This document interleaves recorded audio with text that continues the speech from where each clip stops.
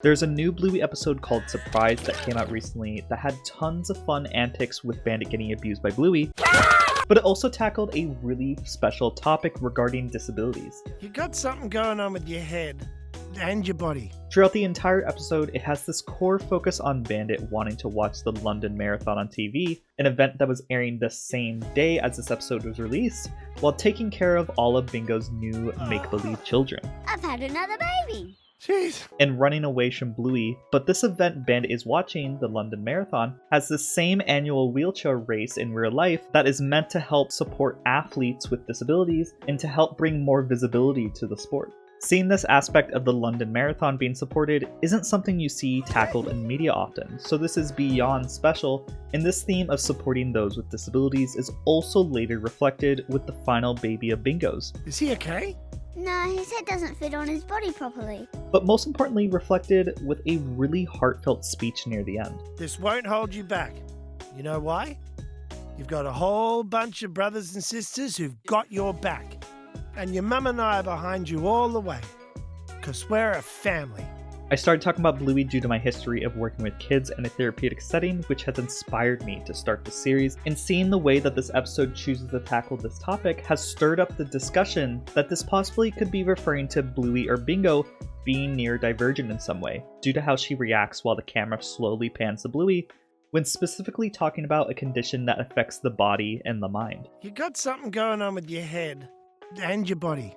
It's basically your head and your body. Not only that, but this speech Bandit gives seems to be important to him, since we never seen Bandit openly give a heartfelt speech to a toy before in the series, making it appear like a genuine conversation he had to give in the past. The episode has a huge general underlying theme on disabilities, so the episode making it appear significant for Bluey as well as everything else leads to me being quite the believer in this being reflective for the children, since neurodiversity is a invisible disability. And we even had previous moments in other episodes that alludes to this aspect. You know she can't help it. I know. But what's really awesome about this speech that Bandit gives is that it's purposely vague, so it could really be anything. So it allows just about anyone who has dealt a difficult hand in life, or any parent that has a child with this aspect to feel seen, as well as encouraging a mindset to support their development, and that this doesn't have to hold you back in life. But don't worry, this won't hold you back. I really want to delve into this episode's representation of disabilities alone when I deep dive the episode in the future, but I really want to focus on what this could possibly mean for Bluey as a character, and provide the things we see within this episode, as well as others, to support this possibility of this being a new representation of neurodiversity in the show. But before we get into the parenting and daycares of the video, don't forget to like, comment, subscribe. You have no idea how much helps me out to get these videos out to more fans like you, and let's leap right into Surprise. Before going into other episodes, I want to talk about the specific things said about the make-believe children, as well as this message of what it's like to have children. In the beginning of the episode, Bluey asks Chili, What is having children like? and she isn't really able to give a full answer. It's a bit hard to explain. However, as the episode progresses, Bandit is essentially being that answer to the audience. Every time he interacts with the tennis ball children, he is seen encouraging them even when life is literally throwing curveballs at his face constantly, like Bluey here. Bandit juggles all of it while giving each child what they need, which of course is the rockabye for the babies and support towards the one riding the bike. That's it, mate. Pedal. And this all comes to flourish once Bandit trips over a mop bucket and Chili finally gives her answer to Bluey. Little star, how I wonder what you are. Bluey, that's what having kids is like. Directly after the scene, we have a participant in the wheelchair race getting up off the ground as the announcer says a line that alludes to Bandit's parenting mindset This won't stop him. that he has later in the episode, This won't hold you back. where we finally get to the last tennis ball baby, which was just born, where Bingo says he needs to go to the hospital. Oh, really? Is he okay? No, his head doesn't fit on his body properly. See? What's really special about the scene is that Bandit offers to fix the baby, but Bingo outright refuses. You want me to get a smaller stubby cooler? No! I've always taken the scene as a way to show that even if a baby is born differently, they don't need to be fixed and instead supported for the aspects that makes them who they are. Whoa, whoa, whoa, whoa. But of course, this is later cemented with the amazing speech Bandit has at the end, but for now, Bandit takes the baby to the hospital and decides to look at the situation in an encouraging way by focusing on the special hospital bed. Oh, look, you've got your very own bed. How good's that? Seeing the baby go to the hospital combined with the special bed felt like this was meant to represent how those born with disabilities are sometimes put in a NICU, which is a special bed that nurses babies that need intensive care out the womb back to health. This bed is also used for babies that are premature. Indy wanted to play early baby, like her sister in real life. And studies find that babies born premature have higher chances of being born with disabilities, including neurodevelopmental ones, like ADHD and autism. During this hospital trip, Bandit says a few words to the baby, saying there's something going on with them. It's just, you got something going on with your head. The last time the show refers to someone's condition as there's something going on was with Jack, which is a character within the show that is meant to represent those with neurodevelopmental conditions. There's something going on with me. But as the music swells, Bandit continues to give this emotional speech, and well, it can speak for itself. You got something going on with your head and your body. It's basically your head and your body. But don't worry, this won't hold you back. You know why? You've got a whole bunch of brothers and sisters who've got your back. And your mum and I are behind you all the way. 'Cause we're a family. And you mean the world to us. At the end, Bluey seems to have a chord that struck with her and jumps out looking to support the baby, saying that she's her sister and that she'll look after him. I'm Finucane's sister. I'll look after him. You take the others to daycare. This is usually where the divide on who this is meant to represent occurs, because Bluey appears like this is important for her, but she also steps in as specifically the sister. So it's possible that this tennis ball is meant to represent Bluey herself or her sister Bingo. Once again, it's so openly vague that I feel like both answers could be correct depending on how you look at it, but the important part is that the episode encourages this amazing supportive mindset through Bandit, with Bluey inheriting this idea that no matter what type of challenges life throws at you, you don't need to be fixed and that this won't hold you back in life. Now at this point, I want to showcase some previous moments in the series that some individuals in the community believe to have been signed towards Bluey and Bingo being neurodivergent in some way even before this episode aired. I will admit that when presenting conditions and representations within the show, I usually spend a very long time analyzing everything. My background on mental health stuff helps to make this faster, but I haven't dedicated a huge amount of time towards this thought process for Bluey and Bingo until this episode aired.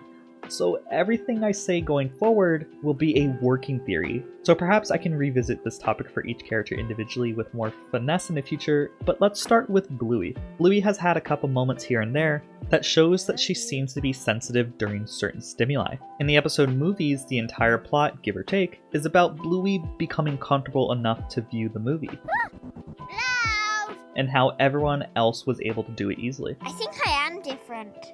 I'm the only one of my friends who doesn't watch movies.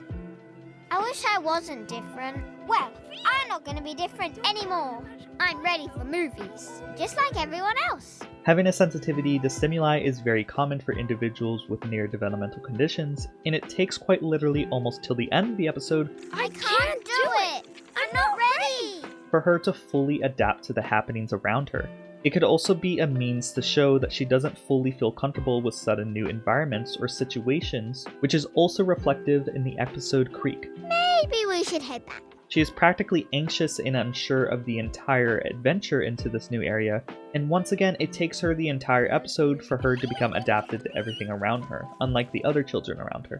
In the episode The Sign, there was a moment when everything was about to conclude and they were about to move, and near the end you can see her wearing headphones, and it's possible this was used to help her manage her emotions she was feeling at the moment, which is common within people with, neurodevelopmental conditions.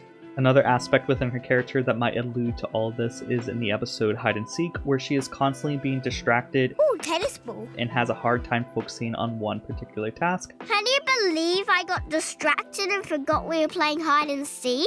Yes! But a really big one certain individuals have mentioned to me that in the episode Unicourse, when she is having trouble going to bed, Bluey! Not again. Come on, back to bed. and although it was very tiring for the parents, Bandit mentions in a very hushed tone. You know she can't help it. I know.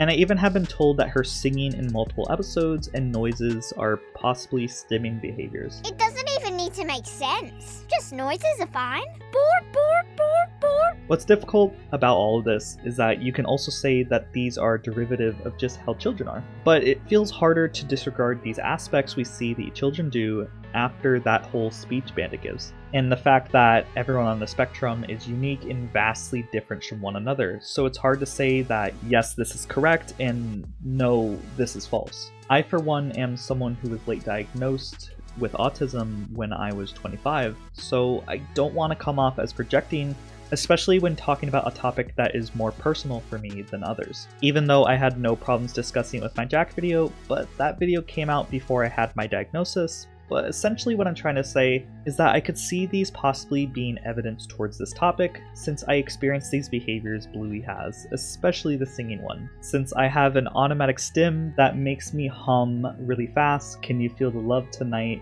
from The Lion King whenever I pet an animal. Some romance music. I know that's really weird, but I guess I just wanted to show that I can relate. Moving on to Bingo, a really fun aspect within the episode Dance Mode is her not really communicating easily regarding her emotions with the family. Well, it's just... Pretty please. Okay, yes. Which eventually leads to the car scene, where everyone works towards figuring out her thought process, You want to tell us what's the matter, honey? while she mostly uses her body to give answers and choosing to use non-verbal communication when presented the opportunity to finally voice herself with the yes or no button. Is it because people keep taking things from you without asking? Yes. With this also being reflected in the episode Hairdresser, where she had problems finding her voice, Bluey, you say it. combined with the aspect that she is also written in a way to show that she is more sensitive with her emotions. Oh, Bingo! For both characters, we also see them going to the Glass House Primary School, aka Calypso School, with Bingo only being shown to go there during her flash-forward moment in Daddy Drop-Off. But this type of schooling, which is called Steiner/Waldorf, is believed to be developmentally beneficial for those with neurodevelopmental conditions, so you can also make a case for that for both children.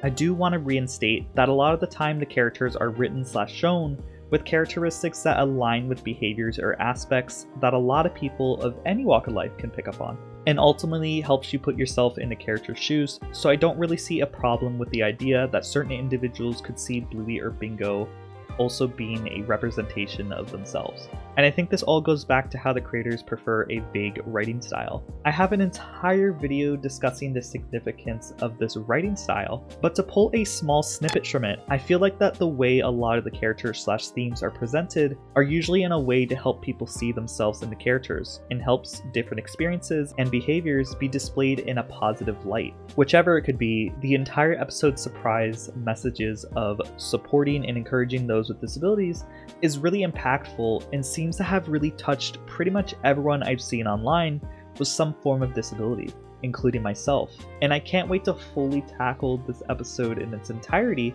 with a possible deep dive in the future. So don't forget to hit subscribe so you don't miss that or any new video that I post. At this point, I just want to showcase the amazing fan art that was sent to me by the ever-talented artists in the community. All of their socials will be on the bottom left so you can check them out, with the first one being from Dreamy Pond.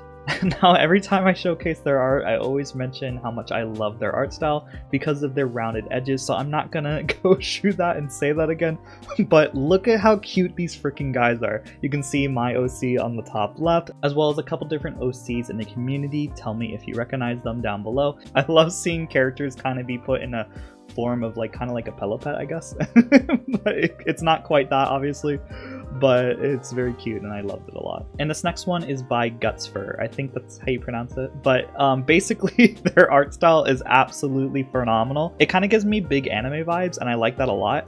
And I love the way they draw their fur. It's just so magnificent looking and it kind of gives me Arcanine vibes, if anybody's a Pokemon fan, hopefully that makes sense. But once again, this art style is really something else. I love the way that they chose to use the lighting. By it being a traditional shadow and them having this cool neon effect below it, it's just very, very cool looking. And this next one is by the Discord user Sandy, with me giving a bombastic side eye with Jack in the background there. I've explained it before, but I'm a big fan of like side eye looks and drawing and stuff, so they drew that for me and I really appreciate it. And I even have it as a Discord emoji on my Discord. And this final one is by Wowie. Wowie always does a phenomenal job by making cool little unique art pieces, and this one is with Jack and Rusty singing a song, and it's actually a reference to this really stupid meme I made where Jackson was singing the Jackson 5, I Want You Back. But as always, I love their unique style that they bring into every art piece, with this one having a cool chalk-like / neon theme. Thank you to all the artists who sent me their art piece. It always makes me smile whenever I get a notification on my phone, and it's just you buddies making something really special for me. It just makes my day every single day. And I just want to give a special thank you to the members who support me as little as $5 bucks a month to keep making these videos, which are Rick Iglesias, Hogsmeade, Jonathan, Tasuga, Mr. Kitty, Zach Stryker, Zachary Strawmit, Snowy, Tom of Essex, Jonathan Pate, NZ Gorham, Fluffpaws, Tyler from Texas, Dawson Gray, and Bucktooth19. And if you'd also like to support me, please click the link in the comments or description or in the top right of the video. And as always, don't forget to like, comment, subscribe, and I hope y'all have a great day. Bye-bye. Ready, bingo! Destruction. Oh, yeah.